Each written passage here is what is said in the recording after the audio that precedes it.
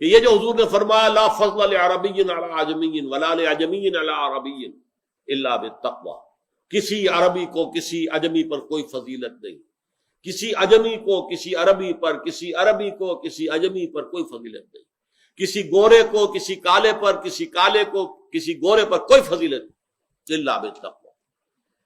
تو اس نے یہ الفاظ لکھے، although the sermons of human fraternity, freedom and equality were said before also, and we find a lot of such sermons in Jesus of Nazareth.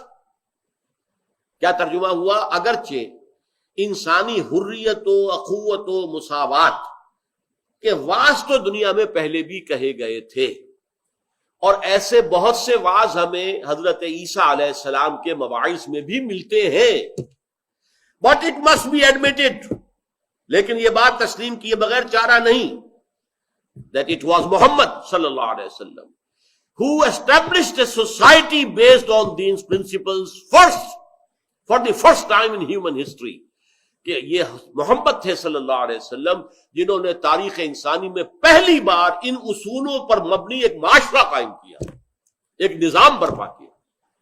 یہ ہے اصل میں تکمیل رسالت کا وہ موضوع۔ هو الذی ارسل رسولہ بالہدی ودین الحق لیظہرہ علی الدین کلہ ولو کرہ المشرکون۔ وہی ہے اللہ جس نے بھیجا ہے اپنے رسول کو، محمد کو صلی اللہ علیہ وسلم، الہدا دے کر، دی گائیڈنس، اور نمبر 2 دین الحق، سچا دین، عدل اور انصاف اور راستی پر مبنی نظام، لیظہرہ علی الدین کلہ، تاکہ غالب کر دے اسے کل کے کل نظام پر، کل کے کل دین پر، ولو کرہ المشرکون، چاہے یہ مشرکوں کو کتنا ہی ناگوار۔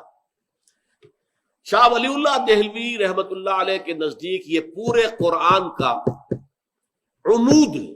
عمود کسے کہتے ہیں؟ عماد، الصلاۃ و عماد الدین، دین کا ستون جو ہے نماز۔ تو عمود کسی کا سینٹرل ایکسس، کسی شے کا مرکزی خیال کیا ہے؟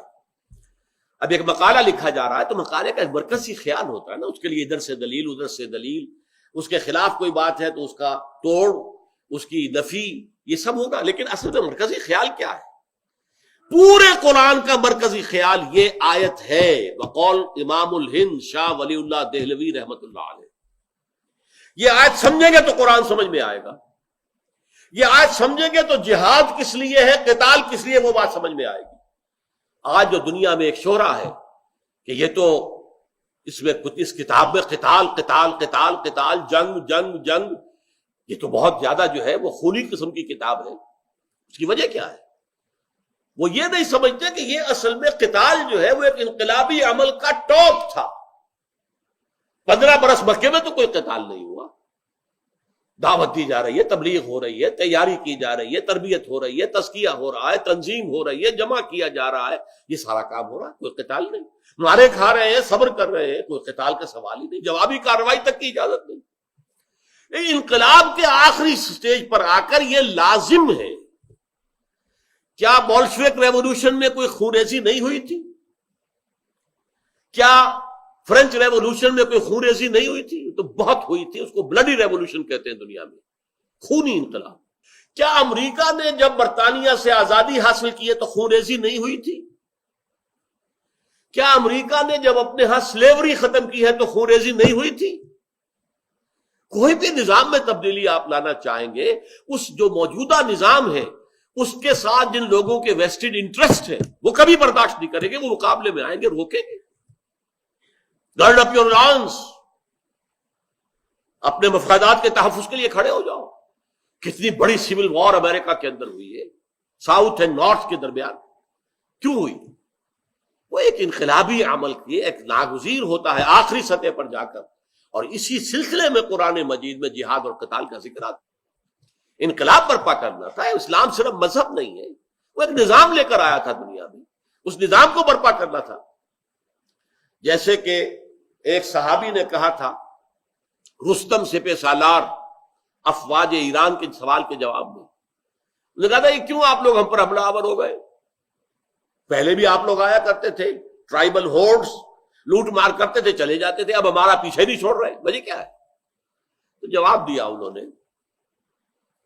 انا قد ارسلنا، دیکھو پہلے ہم خود آتے تھے، لوٹ مار کرتے تھے، بھاگ جاتے تھے، اب تو ہمیں بھیجا گیا ہے، we are on a mission, اللہ نے بھیجا محمد کو، محمد نے بھیجا ہمیں، انا قد ارسلنا لنخرج الناس من ظلمات الجہالت الی نور الایمان، کہ لوگوں کو نکالے جہالت اور جاہلیت کے اندھیروں سے ایمان کی روشنی میں، ومن جور الملوک الی عدل الاسلام، بادشاہوں کے ظلم و ستم کے پنجوں سے نجات دلائے اور اسلام کے نظام عدل و قسط سے روشناس کرائے۔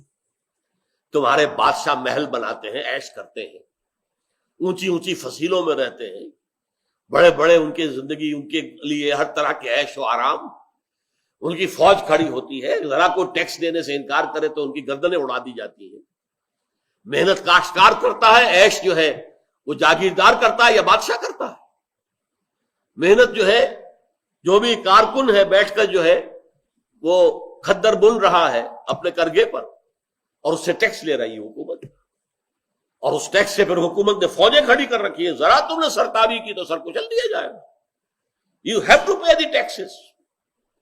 یہ سارا ظلم کا نظام ختم کر کے عدل و قسط کا نظام قائم کرنے کے لیے آئے ہیں۔